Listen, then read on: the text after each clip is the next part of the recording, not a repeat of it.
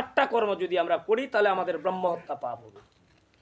বলছে নিদ্রা ভঙ্গ কথাচ্ছেদ দাম্পত্য প্রীতিভেদানাম শিশু মাতৃ বিভেদশ্চ ব্রহ্মহত্যা সমম শ্রীমিতম। এই চারটা কি বলছে?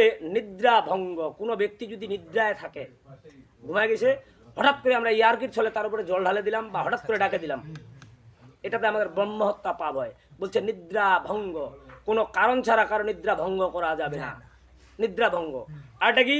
কথাচ্ছেদ, যেখানে গুরুত্বপূর্ণ আলোচনা হয়, হতে পারে ভগবানের গুণকীর্তনের আলোচনা, হতে পারে আপনার মেয়ের বিয়ের আলোচনা, হতে পারে আপনার জমি ক্রয় বিক্রয়ের আলোচনা, এরকম গুরুত্বপূর্ণ আলোচনা যদি হয়, সেখানে যদি আপনি অন্য কথা বলেন, আপনি যদি বিঘ্ন ঘটান, এই এক প্রকার দিয়েও আমাদের ব্রহ্মহত্যা পাপ হয়।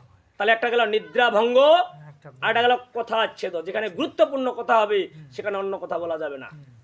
আরেকটা হচ্ছে দাম্পত্য প্রীতিভেদানাম, স্বামী স্ত্রীর মধ্যে যারা বিভেদ করে দেয়, স্বামী স্ত্রীকে যারা বিচ্ছিন্ন করে দেয়, এই এক প্রকার কর্মের দ্বারা আমাদের ব্রহ্মহত্যা হয়। আরেকটা বলা আছে শিশু মাতৃ বিভেদশ্চ, মা এবং শিশুকে যারা আলাদা করে দেয়, এই এক প্রকার কর্ম করলেও আমাদের ব্রহ্মহত্যা পাপ হয়।